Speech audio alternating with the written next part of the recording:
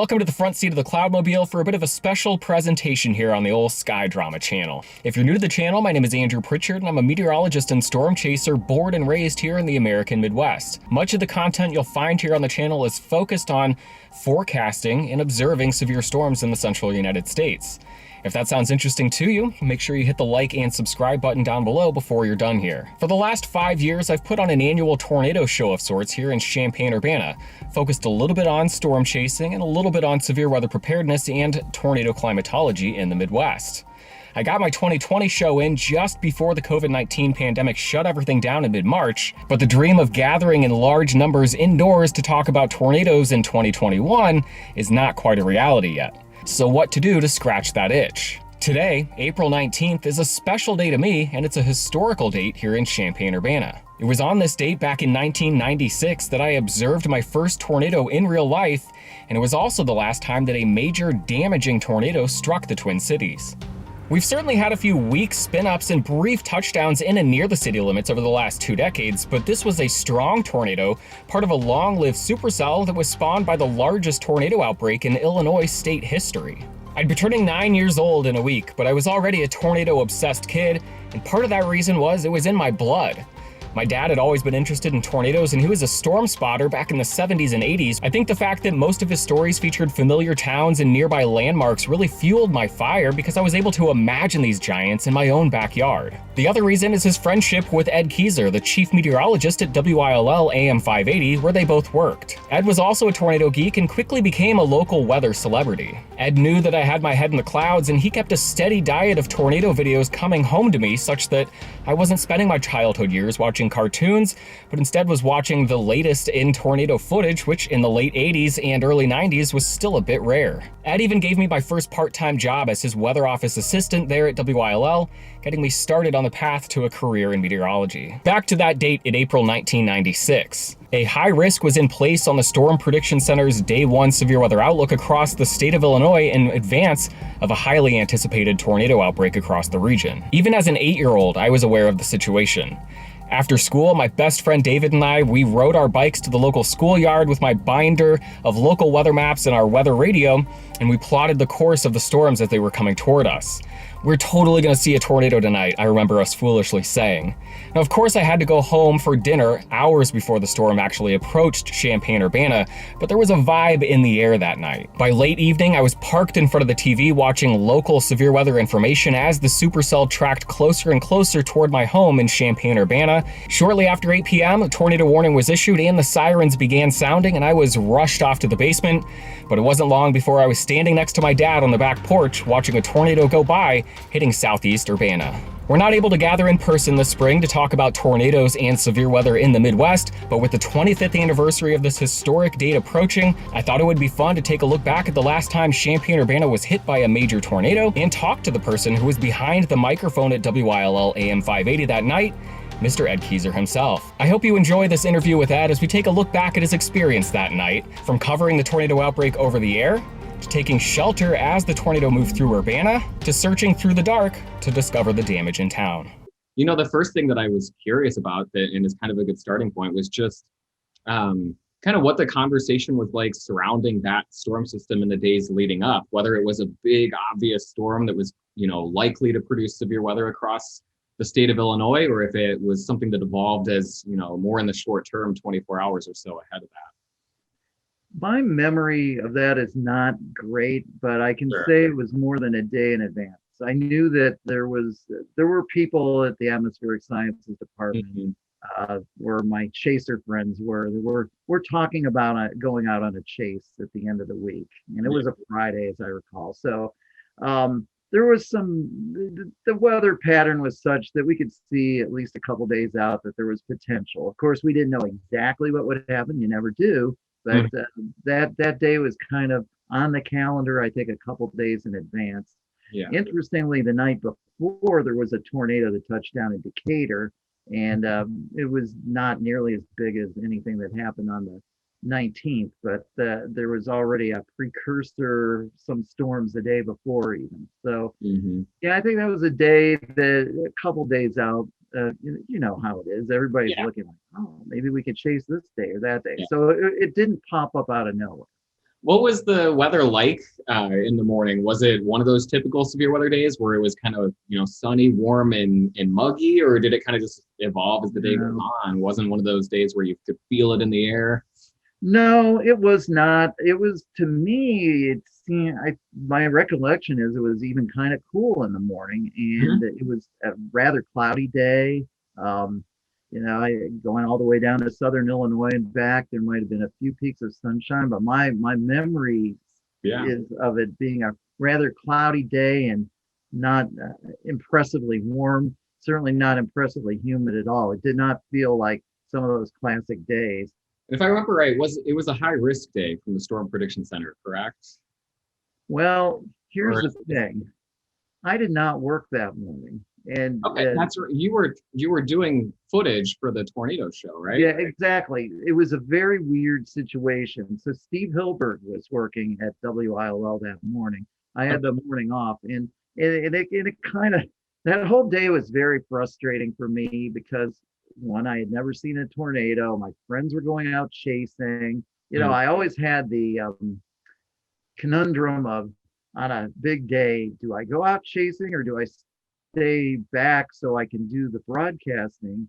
Mhm. Um, but I started out the day with neither choice because I couldn't go chasing because I had this assignment to do, and I couldn't be on the air in the morning to talk about it because I had that assignment to do. Mhm. And of course, Friday morning was the talk to show where people call in with their questions. Oh yeah. So Steve handled all that, and he knew that there was the potential for severe weather and had that in the forecast. But those are the kinds of days that the meteorologists want to work. Hmm.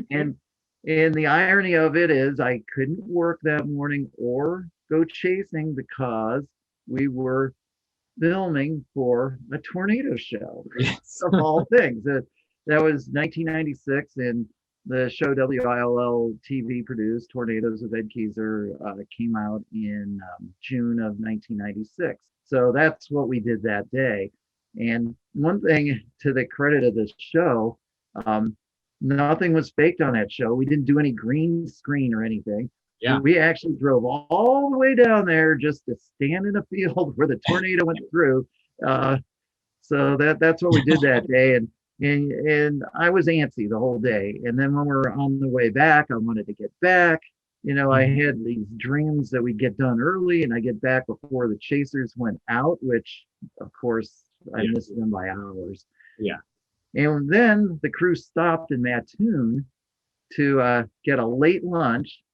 And when we came out of lunch, there was already a big tower out to the west, a big supercell storm forming already. So I said to the guys, I said, since we're doing a tornado show, why don't we chase the storm? And they're like, oh, no, no, no, no, we're not going to do that. I'm like, you got the camera and all? Wouldn't that be cool if we actually found a storm? No, no, no, no. And it was Friday, so they wanted to just get back to Urbana and be done by 5 o'clock. So Mhm.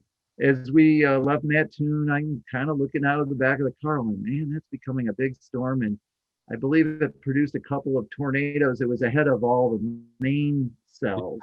But so that probably was producing tornadoes 4 or 5 o'clock hour, probably to the east of Mattoon and over toward what is it, Edgar County? I've been away a while, but Edgar County out toward Paris, Yeah. somewhere out there. That storm, I'm pretty sure, produced some tornadoes. In fact, when we got back to Urbana, I'm at the old TV station, kind of near where the new WILL is.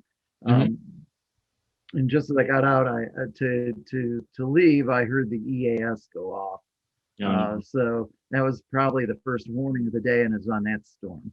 Then my next choice was, well, what do I do? Well, I'm going to go back to the radio station and check out what's going on weather-wise, and I ended up spending the next several hours at the radio station, which at the time was in Greg Hall. And Were I you, decided at that point, I can't go chasing. I'm gonna work this, you yeah. know, Yeah. and fortunately, for a lot of reasons, that probably was good. It was good that our listeners had coverage that night. And Alex Ashlock, our program director at the time, was working as well. And it was good to have him at the station. So You know, we could kind of tag team a little bit if I needed to analyze something. You know, he could talk on the radio and all that, because it pretty much, we started with interruptions, but then it became, I think, a little more continuous as storms got closer. I knew it was a problem. I knew that these storms, it was obvious from radar that these were classic supercell storms. Mhm. The chasers that I knew had a mobile phone. Phones weren't as sophisticated as they are now, and of course they didn't have smartphones, so they couldn't see radar at all. So I actually became one of their contacts, you know, that give them information on what I saw on the radar. So I was getting some reports from them. So I knew that there were tornadoes taking place, because when they saw a tornado, then they told me about it. It was a unique day at WILL. It was actually, when in preparing for this, there were three things I wanted to make sure I mentioned that were unique. One was that I had people I could talk to that were following the storm, and the storm went very close to I-72, so they were on a good road that they could move from place to place and catch up to it and all of that. The second thing was that was the very first storm that I got to use Doppler radar in real time. The National Weather Service in Lincoln, shortly prior to that, had commissioned their radar, and it was the first time I had radar images with at least base velocity. Yeah. I don't even think we had storm relative velocity available yet, because bandwidth was very small back then to get anything in real time over computers. So, but it was the first time, and I could see the gate-to-gate shear on these storms. It helped immensely, and it helped me talk to the people out in the field, the chasers, because I could see where the problem was precisely. So that was exciting. You know, I was glad I was working just for that.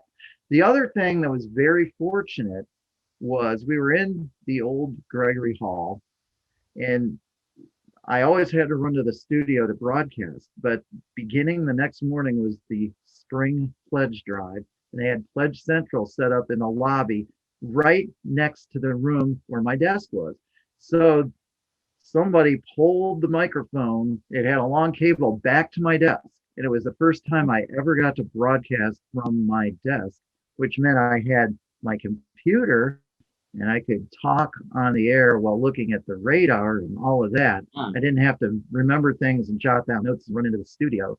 So, you know, Alex was in the studio, so he had eye contact with the master control operator, and he could throw it to me in the weather center and go back and forth doing that. And that saved a lot of time and a lot of, it saved a lot of confusion too. I think it helped make our broadcast a lot better, being able to broadcast from my desk. Yeah. So that was the first, but far from the last. The storm, you know, I had maps out and I was plotting along tornado reports, and also, you know, kind of where I was seeing that gate-to-gate shear. So I was kind of extrapolating where the tornado threat would be greatest, and if it kept going to the east northeast. Yeah. And that was headed right for southern Champaign County. Yeah. That's where it was heading. There's a tornado in Decatur area on the west side of Decatur, near where I-72 curves and starts to go north a little bit to go around Decatur. Okay. Which was right on that path and all. So that's how things appeared. The U of I chasers, they got near Monticello, and it's interesting because this happened all so fast. The radar images, of course, at the volume scans, we only got a new one every 6 minutes or so.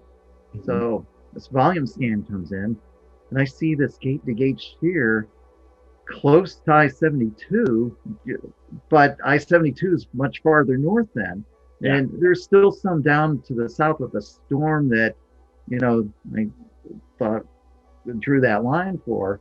So this isn't good. It looks like something else is developing north of the first one. And then again, oh, that one would threaten Champaign-Urbana if it kept coming. And right about that time, the phone rang. And it was Brian Jewett, and very much, Ed, what the heck's going on out here? He was pretty animated. He says, I'm looking to the south and I see a tornado. You know, it was right, and it was getting dark then. It was hard to see, and also they're north of it, so there's rain. But you know, they I got remember some that grainy footage. video of it. You've seen the video, you know. So they call it. So I said, well, there's this new area of circulation that just formed, and so I'm not surprised there's a tornado there, but this is bad because that keeps going. It's heading right for Champaign-Urbana.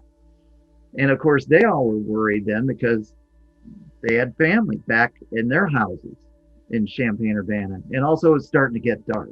It was right about sunset when that was happening. So, based on that ground report and the Doppler radar imagery, which I had never gotten to use in real time before, but had some training on it, I, I extrapolated again and thought, this isn't good. And I said, Alex, I got to go on the air now. Yeah. And I pretty much described what I was seeing. I said the National Weather Service has not yet issued a tornado warning, but I'm sure one is going to come soon. And this storm, this new circulation, and this new tornado is formed farther north than what we've been tracking. This is heading right for Champaign-Urbana. If you live in the Champaign-Urbana area, I would go take cover now, or start going in that direction right now.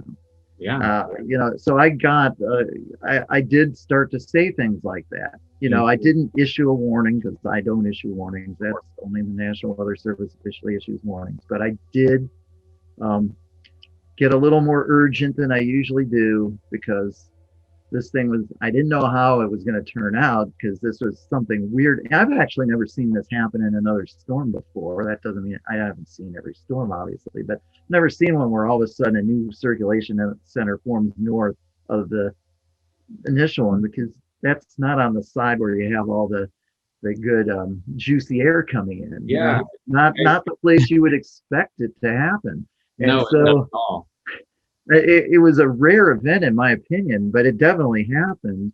And so a few minutes later, the official tornado warning came out. I think a few minutes later, the sirens started going off, and then, you know, there was that. We're telling people to take cover, and then it got very nerve wracking because, okay, the storm's coming into town.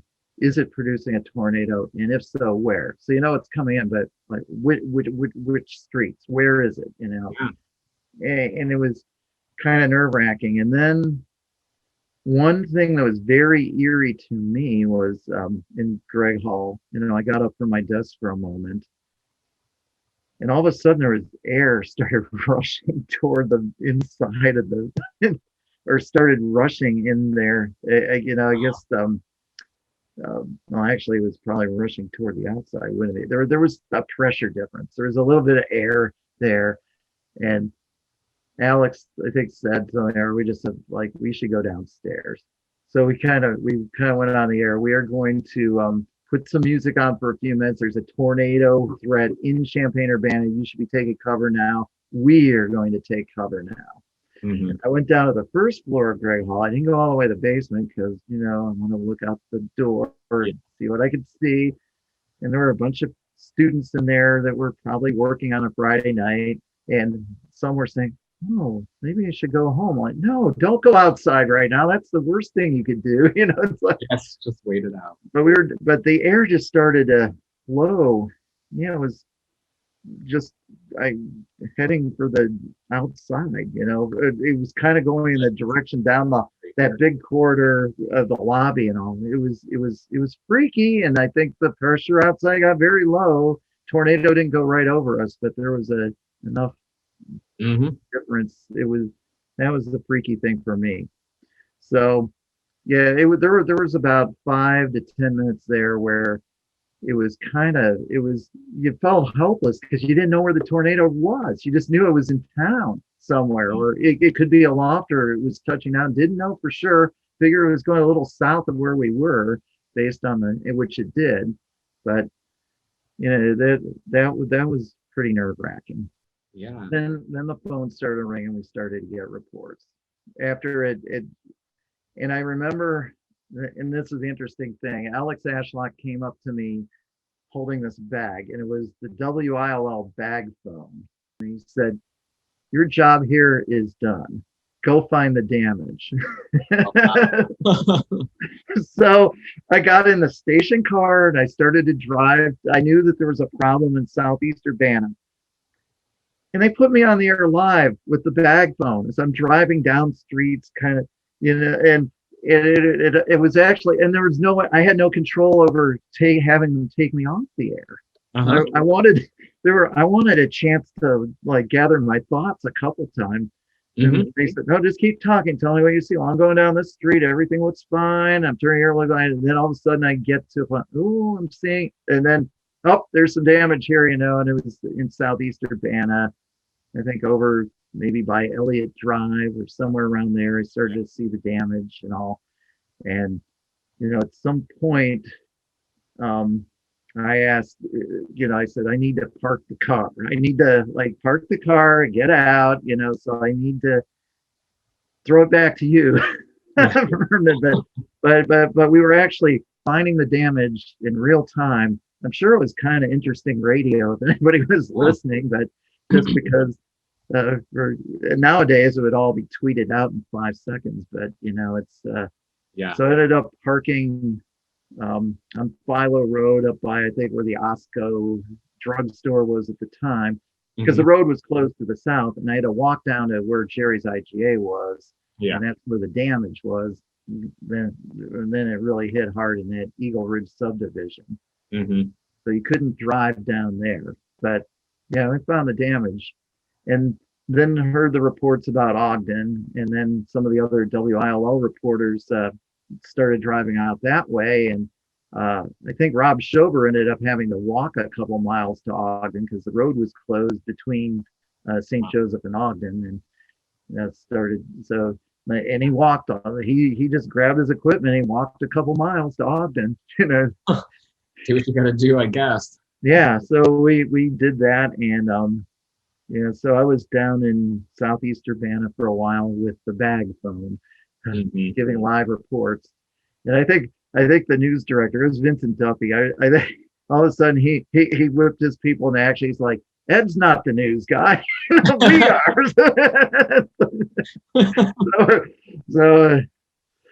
But no, it was good coverage by all. The only thing that's kind of sad about it, none of it's on the tape. Nobody recorded anything that night, so we don't have any recordings of that. But the one thing I heard from a lot of people is we took cover because your voice was different. Yeah. And I didn't even think about that because we get so many warnings, and a lot of them, should be taken seriously, but they're not the big tornado, or it's just, you got to go through it and talk about the weather threat. But people just kind of go inside, take their normal precautions. It's not even a big deal. But this one is more, this storm has had a history of producing tornadoes. A new tornado has been sighted, and that storm is heading directly for Champaign-Urbana. You got to take cover now. And I guess my voice had a little more urgency in it than normal. And that was a good thing. It was the one time in my 23 years of working in Champaign-Urbana where Champaign-Urbana really truly got hit. So that was the big one for Champaign-Urbana in my career.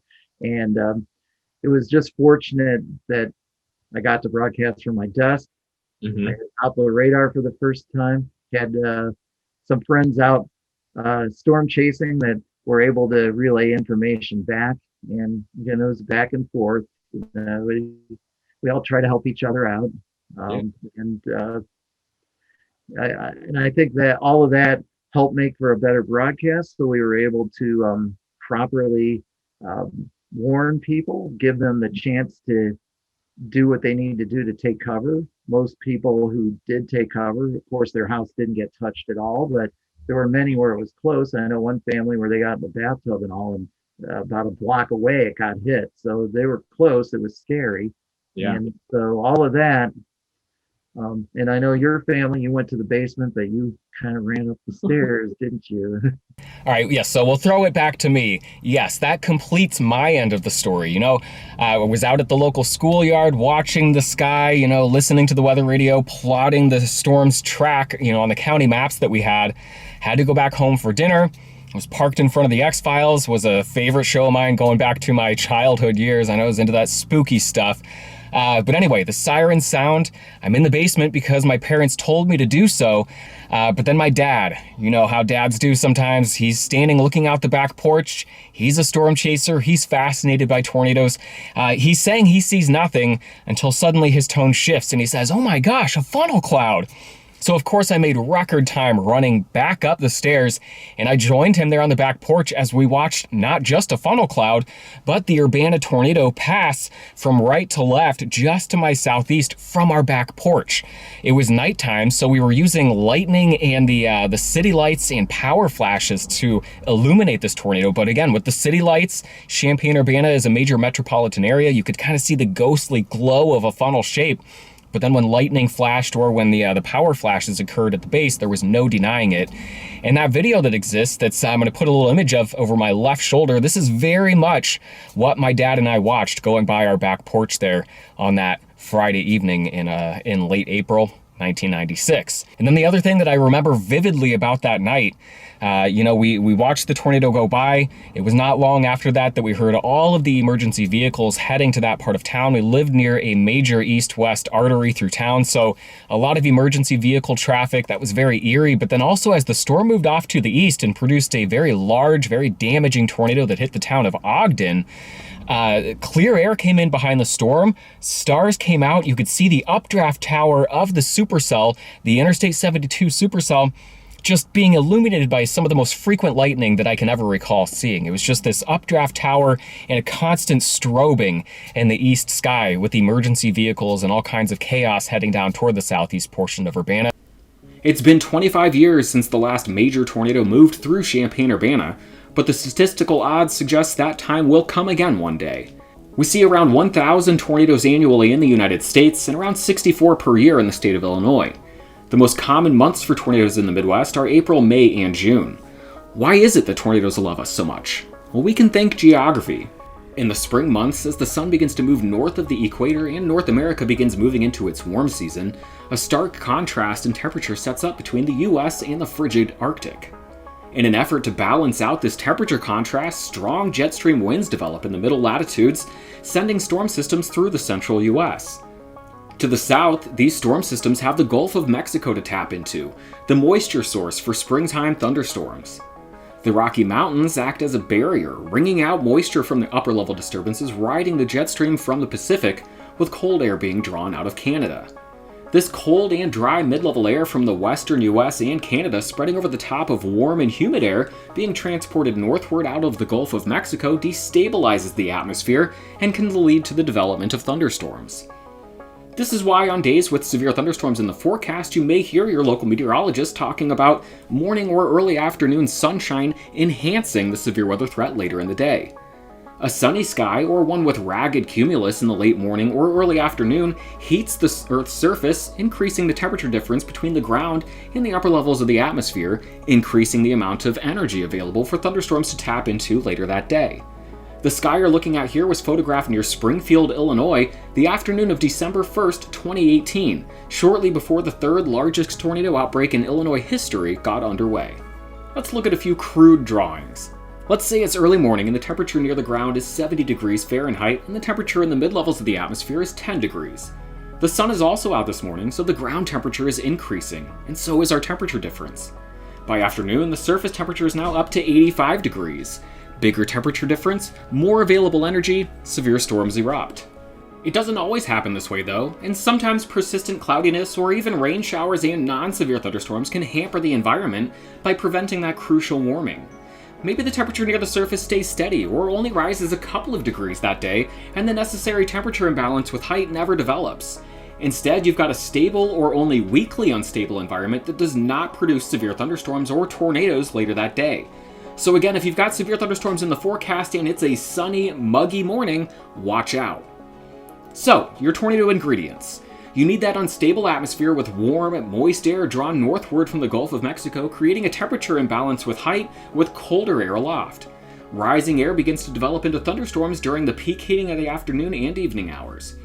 Remember those strong jet stream winds created by the seasonal transition across North America? Well, those jet stream winds, often increasing with height, create the wind shear that takes these thunderstorms to the next level. By tilting the updraft slightly, we increase the longevity of the thunderstorm. The average thunderstorm only lasts around an hour or less. The updraft rises up, the thunderstorm develops, and then rain-cooled downdraft air comes crashing down directly on top of the thunderstorm updraft, effectively killing the storm. However, a tilted updraft allows that rain-cooled downdraft to fall ahead of the warm inflow region of the storm, allowing the storm to continue on sometimes for several hours. With the right conditions, often involving winds not only increasing with height, but changing direction with height, horizontal wind shear can develop in the environment. When a robust thunderstorm updraft ingests this horizontal wind shear, it can be pulled into the vertical, creating not only a long-lived thunderstorm updraft, but one that is rotating. Now, simply having the presence of wind shear and an unstable environment isn't enough. You need a trigger, or something to give the air parcel a little nudge, a little reason to begin rising. Often this is something like a frontal boundary, or an outflow boundary left over from earlier showers and thunderstorms. This leads to a fun discussion involving tornadoes and cupcakes. Let's talk about the difference between a tornado watch and a tornado warning. A tornado watch means the experts have noted the presence of an unstable air mass capable of growing into thunderstorm updrafts, wind shear necessary for storms to become severe and rotate, and they've identified a potential trigger mechanism to make storms develop. A tornado is not in progress, but the ingredients are in place. A tornado warning is the finished cupcake in your hand. The ingredients have all come together and a tornado has been sighted moving in your direction. Take cover immediately. So a tornado watch, the ingredients are in place but have not yet come together. The ingredients for your cupcakes are all laid out on the kitchen counter. A tornado warning, the cupcake is in your hand, or in your case, much worse, the atmospheric ingredients have come together to produce a tornado that is headed in your direction. Now is the time to act on the plan you made earlier in the day. How can you be sure that you're prepared the next time a tornado threatens Champaign-Urbana or wherever it is you're watching from? First, check your misconceptions. What do I mean by that? I'm here to tell you that meteorologists are here to crush your old wives' tales or local legends.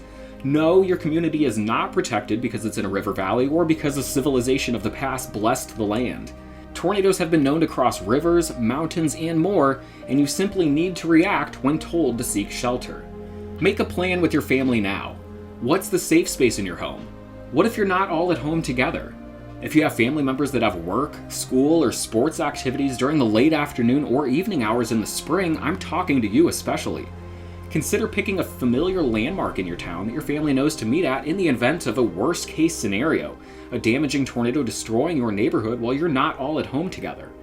At home, make your safe space a comfortable space, somewhere that isn't scary to be during what can be a very scary time. Make it a place that you're all comfortable sheltering in for an hour or more, perhaps with comfy blankets, furniture, and games for distractions. And again, think worst-case scenario. Don't just go through the motions. What if your house is hit?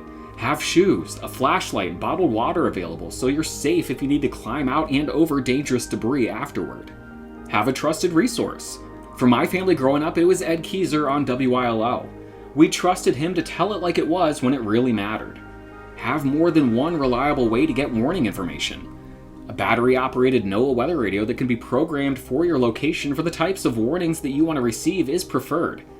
If you own a smartphone, the free FEMA app is a must. Much like the weather radio, you can customize this application to notify you only for locations and warnings you want to be notified for. And then finally, when the warning is issued, act immediately. Do not wait and try to make your own visual confirmation before reacting. Tornadoes can move as fast as 60 miles per hour or more, leaving very little time to reach safe shelter once you've begun to move. While I work as a full-time meteorologist in the agricultural industry, when severe weather threatens central Illinois, I do provide live coverage over the air at WILL AM 580, like Ed Kieser did that night in 1996 and for 23 years from the late 80s, 90s, and 2000s. Perhaps I'm your local resource when skies turn dark in Champaign-Urbana. Make a plan now and react later, and we'll all be safer for it. I hope you enjoyed this look back at the April 19th, 1996 tornado outbreak and Urbana, Illinois tornado, and hope you'll join me moving forward through what promises to be another wild, severe weather season in the American Midwest. Thank you.